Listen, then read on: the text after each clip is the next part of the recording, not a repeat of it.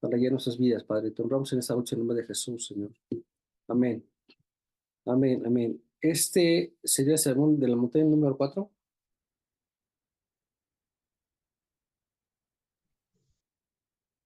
No, ¿Sí? Sermón del Monte número 4. ¿Sí, verdad? Y aquí Sí, tenemos pastor. el número 4. Son 7, sí, que vamos bien, vamos bien. Dice la Biblia, Mateo 5, 33.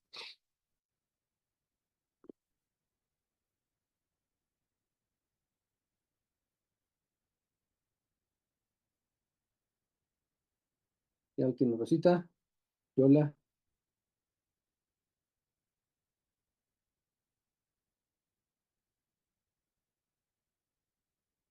¿de dónde lo encuentra? ¿Ya lo encontró? ¿Ya? Ok.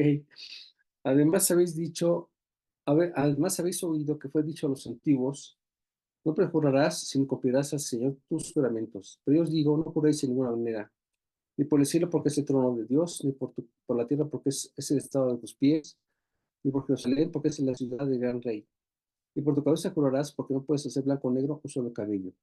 Pues sabes hablar sí, sí, no, no, porque lo que es más de esto, de mal procede. Eh, Qué interesante, son unas cuantas líneas nada más, pero recordemos algo de lo más interesante. Lo que está diciendo Jesús, se está hablando acerca de la ley, y le dice, oíste que fue oído, o sea, habéis oído que fue dicho.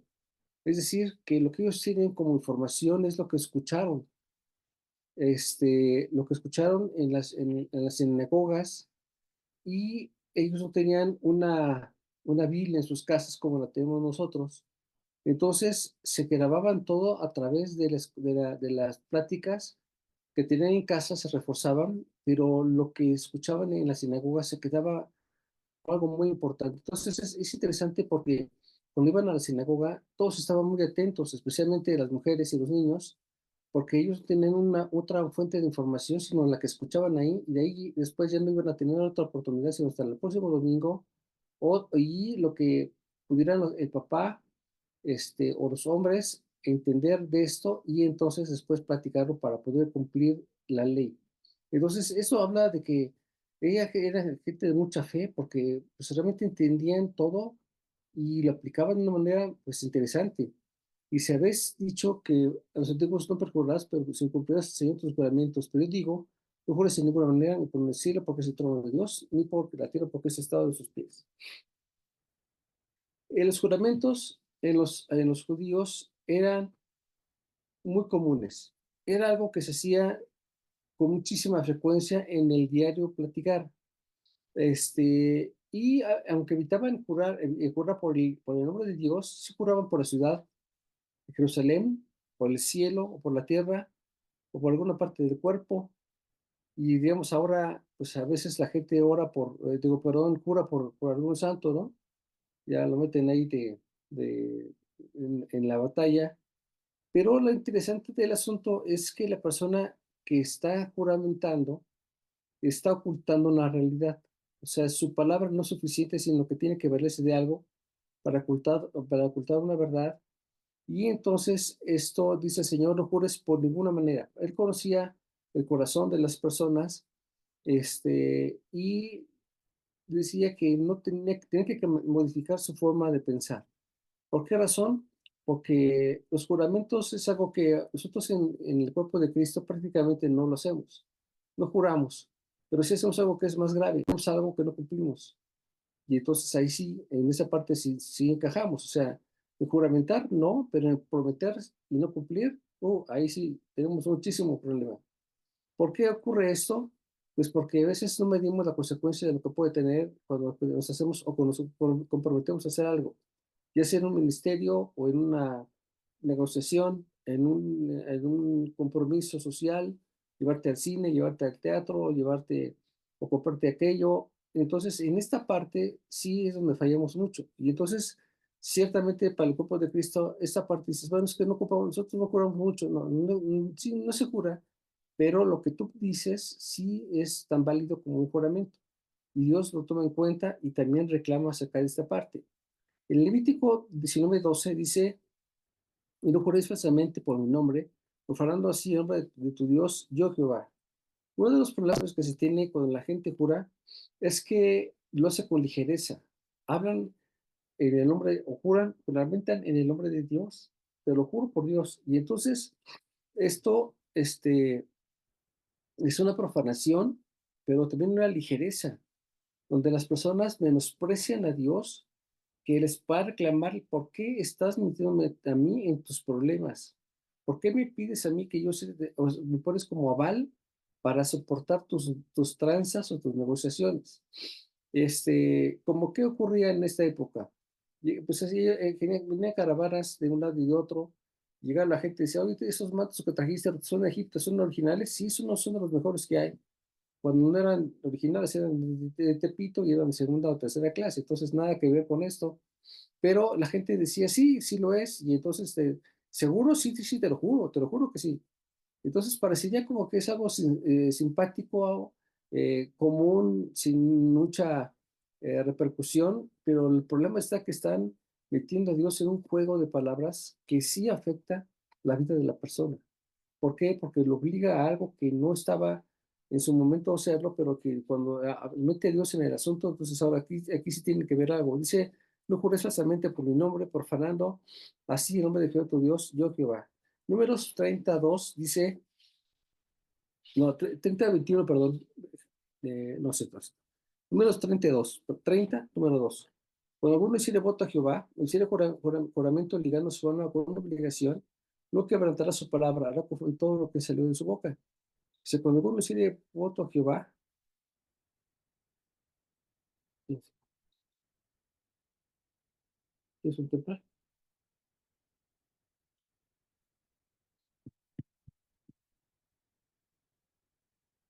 Cuando alguno hiciere voto a Jehová, o hiciere juramento ligando su alma con obligación, no quebrantará su palabra, hará conforme todo lo que salió de su boca. Deuteronomio 23, 21 al 23, dice, cuando haces voto a Jehová tu Dios, no tardes en pagarlo, porque ciertamente lo demandará Jehová tu Dios de ti y será pecado de ti. Pues cuando te abstengas de prometer, no habrá en ti pecado. Pero lo que hubiere salido de tus labios lo guardarás y lo cumplirás conforme a lo que prometiste a Jehová tu Dios, pagando la ofrenda voluntariamente que prometiste con tu boca. Jueces 11:30. Y Jefté hizo votos a Jehová, diciendo, si entregares a los amonitas en mis manos, o quiera que saliera de las puertas de mi casa a recibirme cuando regrese victorioso a los amonitas, será de Jehová y lo ofreceré en holocausto. Y fue Jefté hacia los hijos de Amón para pelear contra ellos, y Jehová los entregó en sus manos. Y desde Orer hasta llegar a Minit, 20 ciudades, hasta las vegas de las viñas, los derrotó con un grande estrago, y fueron sometidos los amonitas por los hijos de Israel. Entonces volvió Jefté a Mizpah, a su casa, y aquí que su hija que salía a recibirle con panderos y danzas, ella era sola y su hija única. No tenía fuera de ella otro hijo ni hija. Cuando él la vio, rompió su vestido diciendo, ay, hija mía, en verdad me has abatido tú misma. Has venido a ser causa de tu dolor porque te has dado palabra. Le he dado palabra a Jehová y no podré retractarme. ¿Qué es lo que pasó aquí? Jefté estaba más allá del Jordán y estaba también más allá del tabernáculo. Esto que hizo este hombre, pues habla de una hipocresía. Cuando una persona se juramenta o algo, es siempre está encubriendo que es una parte hipócrita de su vida. Y además pone como estándar o como un tercero como una devoción religiosa a Dios, como un ser superior, pero que a su vez lo pone como inferior porque dice, yo te juro por Dios que eso que te digo es verdad o esto voy a cumplir. Y esto también tiene que ver con lo que ocurría en esta época, en donde la gente se juramentaba ante los Baales o sacrificios humanos, en donde hacían a veces orgías o hacían sacrificios o se los comían incluso con la intención de juramentarse con su Dios de su lealtad. Entonces, esto es grave porque se quedaban atados ya a los demonios. Y eso es lo que Dios les está diciendo, si no jures de ninguna forma porque a veces la gente no mide la consecuencia de un juramento. Entonces aquí ellos estaban diciendo que iban a entregar a su hijo o a su hija cuando lo tuvieran a tal deidad, y después decían que tenían que cumplirlo porque si no Jehová se los iba a reclamar. Cuando era una mezcolanza de una cosa con la otra. Se los están ofreciendo a Baal, pero luego piensa que Jesús se los, digo, perdón, que Jehová se los va a reclamar porque ofrecieron que iban a cumplirlo. Entonces, esto ya era un enorme conflicto entre muchas cosas, y además estaba rodeado de una enorme superstición. Si una persona no juramentaba algo, parecería que entonces el negocio no funcionaba. Por ejemplo, te voy a comprar yo pues, otra vez, tu manto, y le dice, bueno, te lo voy a dar en 20 dracmas. Dice, está bien, te lo pago. Y se los da.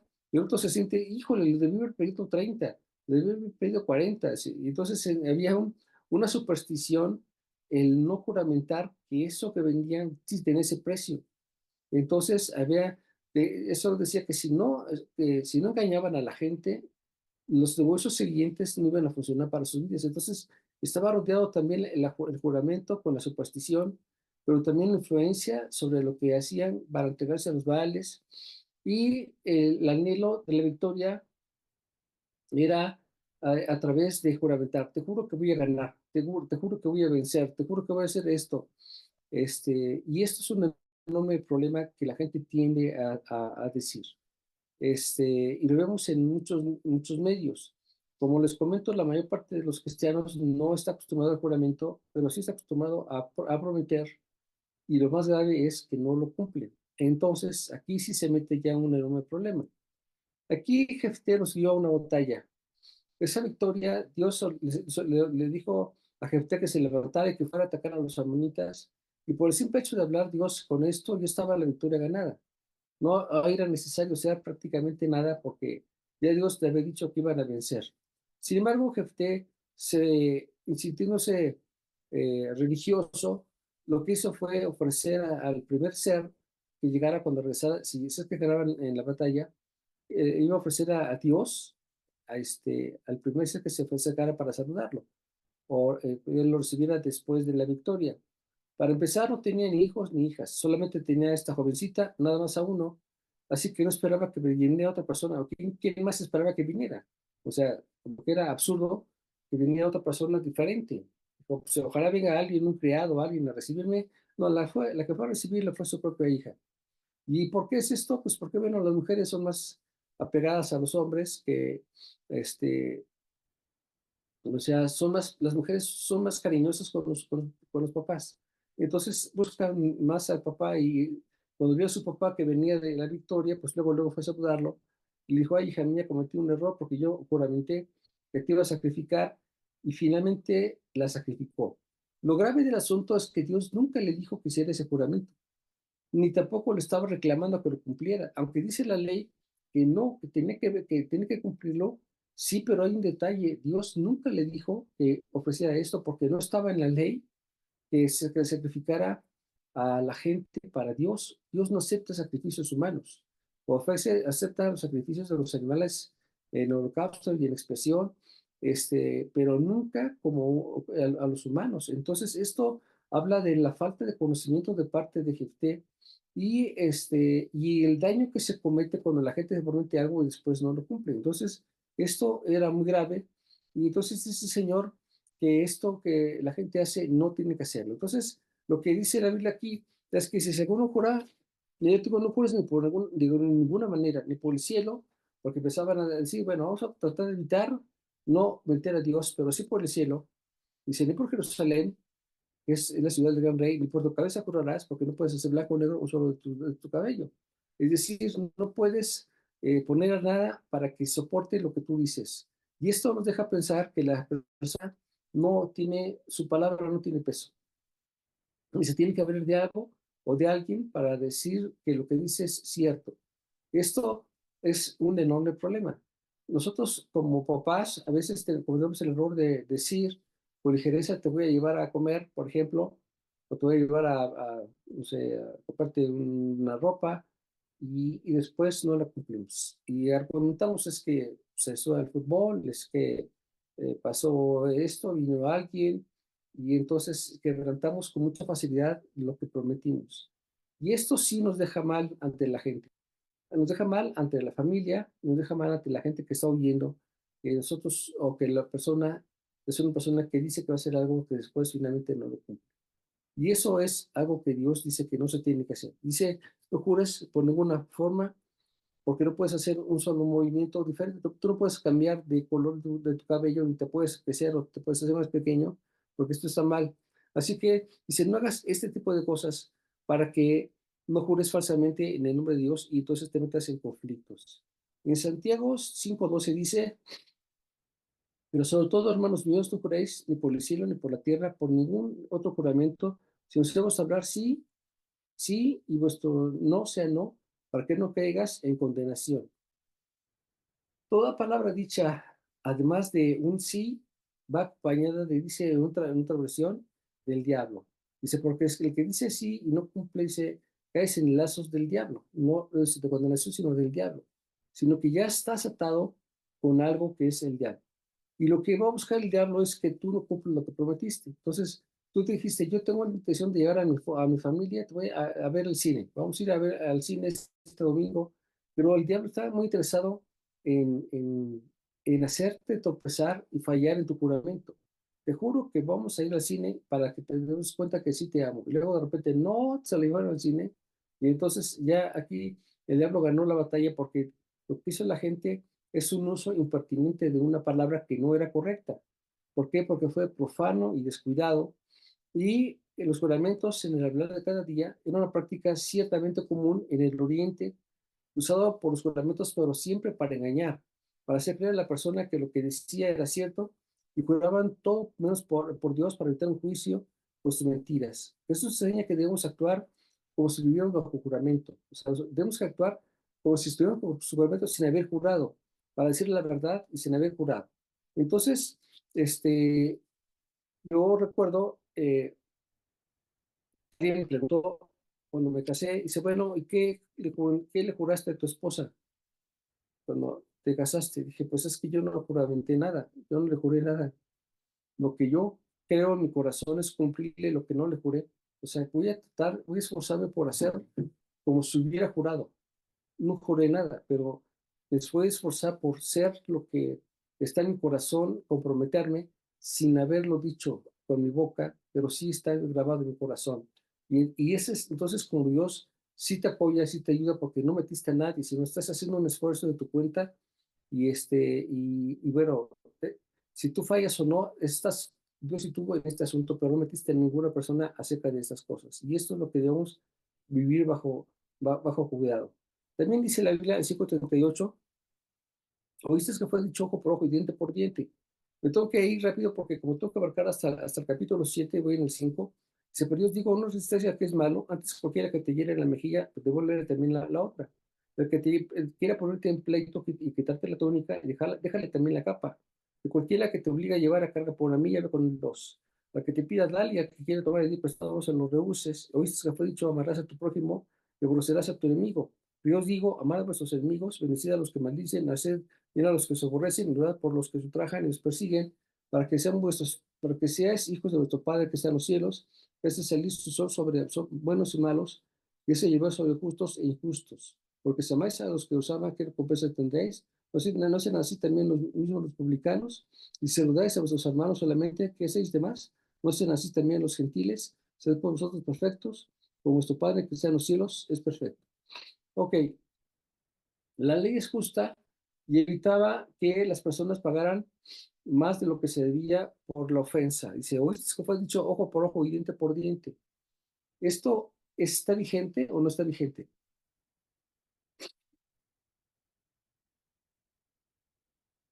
¿Dónde? Dice yo la que no. ¿Qué dice Vero? Pues legalmente no, pero en la práctica sí. Eso sí, es cierto. Legalmente no, pero en la práctica sí. Es muy cierto. Dice, oíste que fue dicho ojo por ojo y diente por diente, pero digo que no resistas a que es malo, antes a cualquiera que te llene una mejilla, de hecha, vuelve también la otra. Esto está muy tremendo. ¿Saben por qué? porque estaba el Señor en la montaña hablando y había gente que lo estaba escuchando, sus seguidores, sus detractores, pero también estaban los romanos.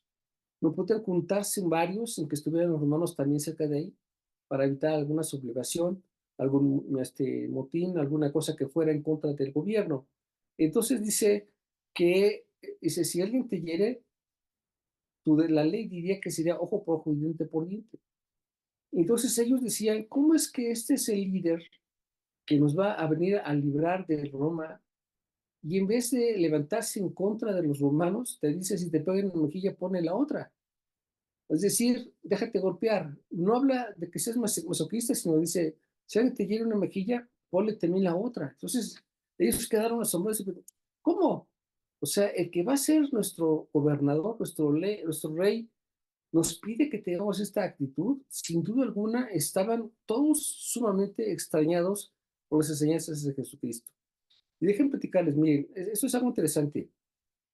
Cuando hablamos de gobiernos, pues tenemos a la monarquía, en donde están los reyes que están heredados, o sea, heredan los puestos o los conquistan, o está la parte de la democracia, ¿no? Donde votas por la gente y son elegidos, pero también los reyes, cuando convierten en reyes, tienen a gente que no está a su favor y los que votan por alguien en la democracia, muchos votaron por la persona para que ganara, pero otros votaron para que no ganara, es decir, son enemigos o no están de acuerdo con la persona.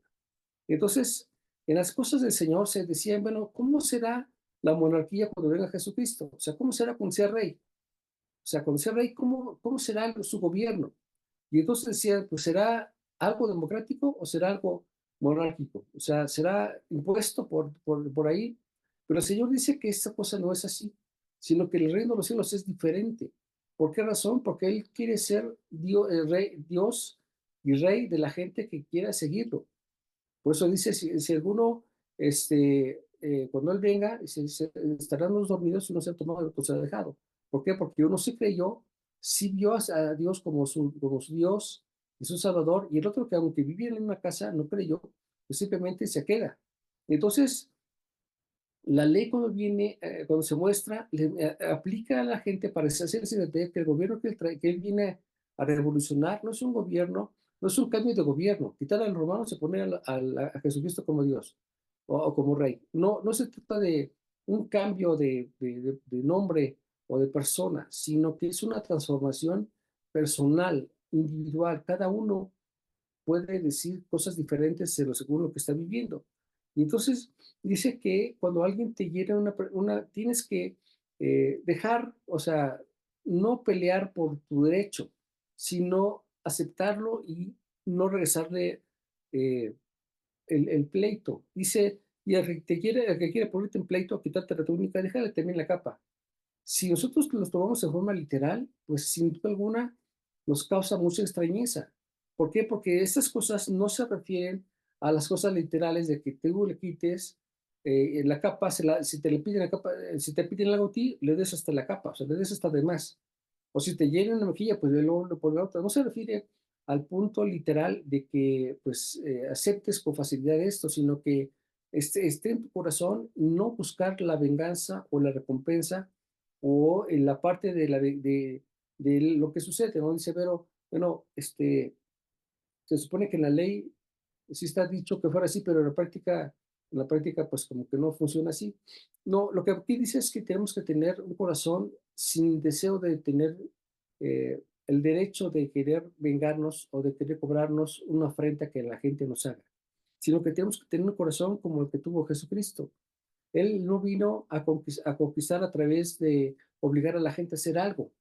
Muchas veces en el matrimonio tenemos el problema de que no nos ponemos de acuerdo y uno intenta convencer al otro sobre lo que cree que es correcto.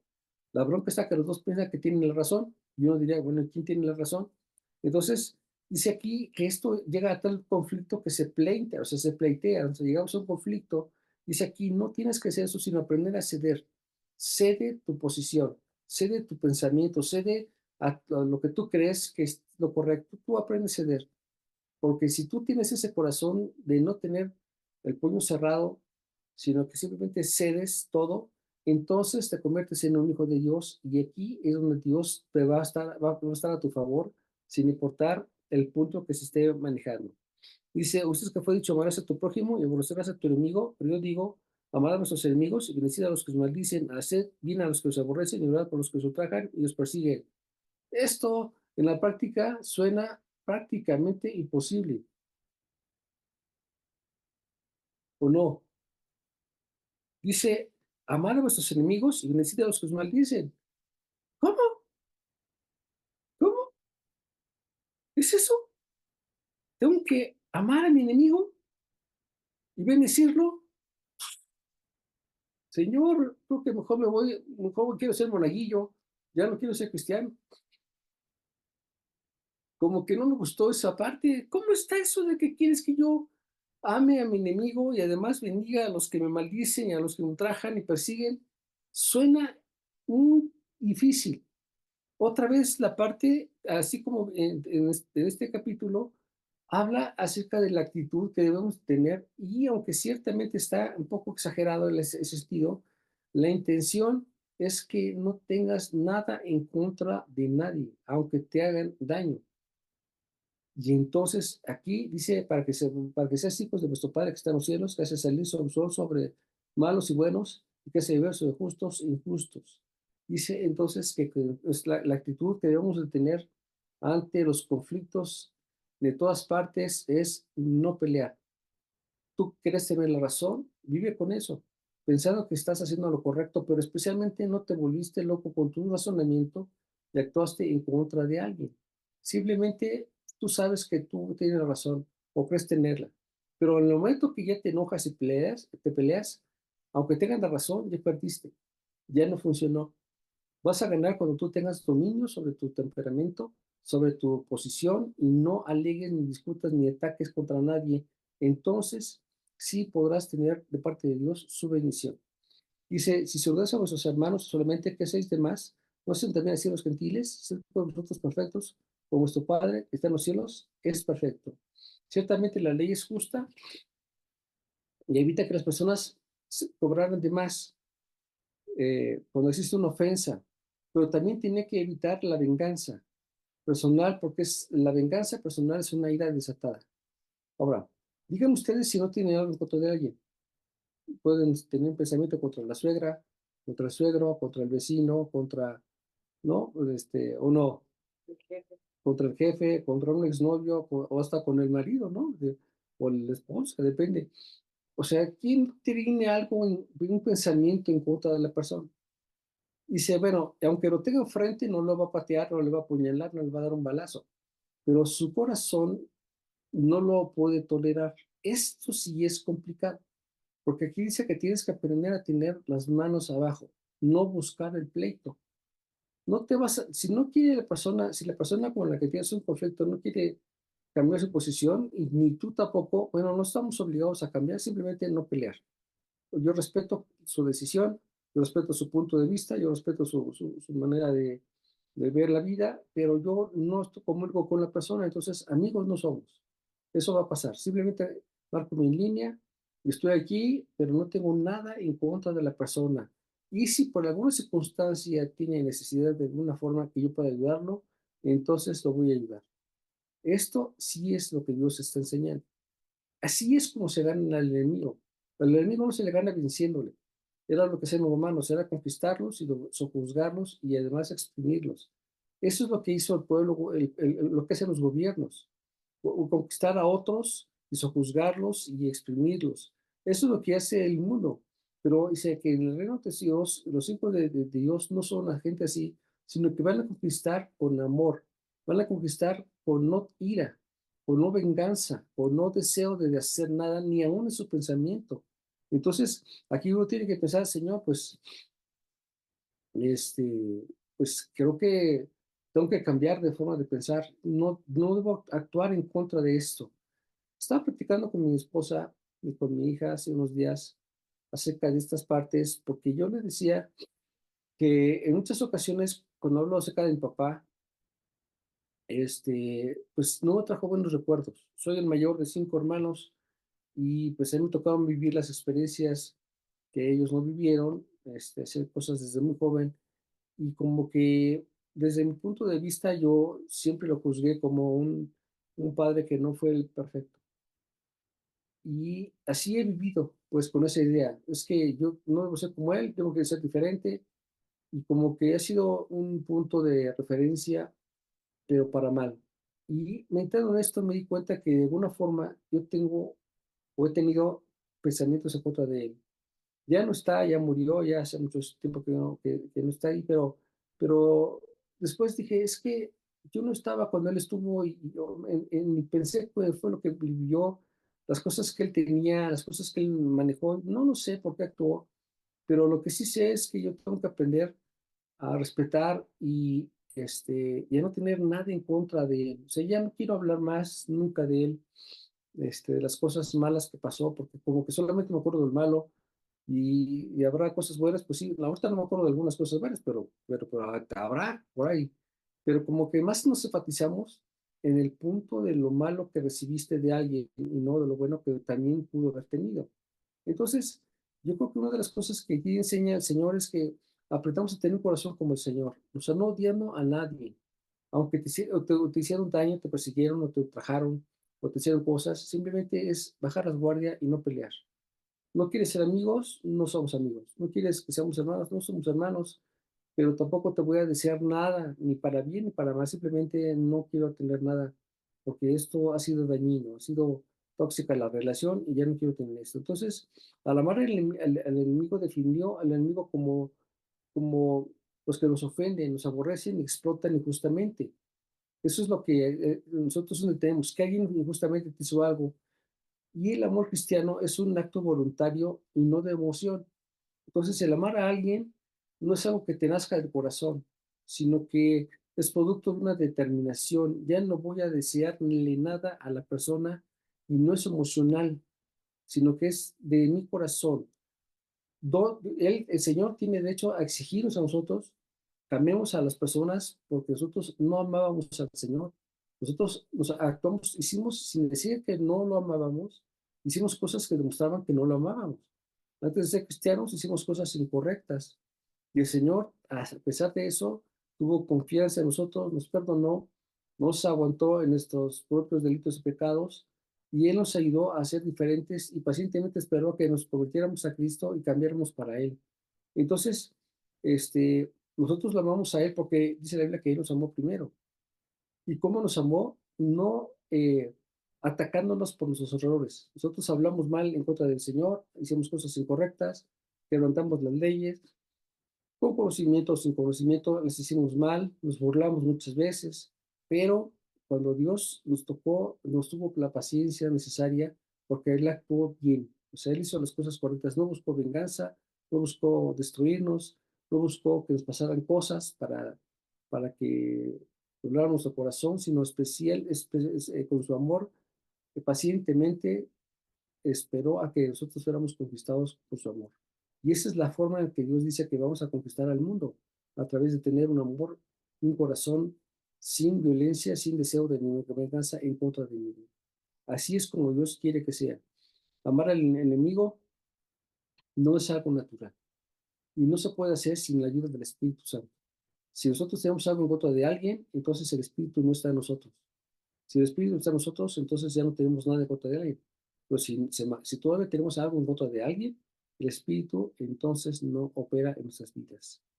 Dice la Biblia en Éxodo 21:23, me asumiré muerte, entonces pagará vida por vida, ojo por ojo, diente por diente, mano por mano, pie por pie, quemadura por quemadura, herida por herida, golpe por golpe. ¿Qué está enseñando la ley? Que finalmente el que cobra las cosas es Dios. En su momento él va a cobrar lo que sea que fuere en su momento a quien hizo el daño, no nosotros. Nosotros no tenemos que hacer absolutamente nada, solamente esperar y amar y cambiar. Eso es lo que enseña esa parte del Sermón de la Montaña, es que aprendamos a cambiar nosotros porque es la forma que vamos a lograr conquistar el mundo.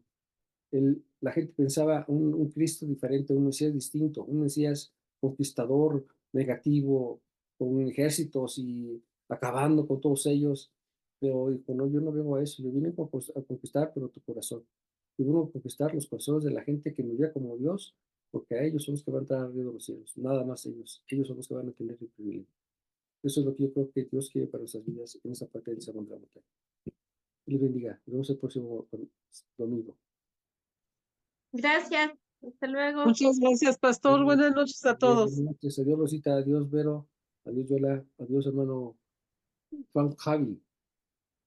Y los demás no sé quién más. Rosita y así.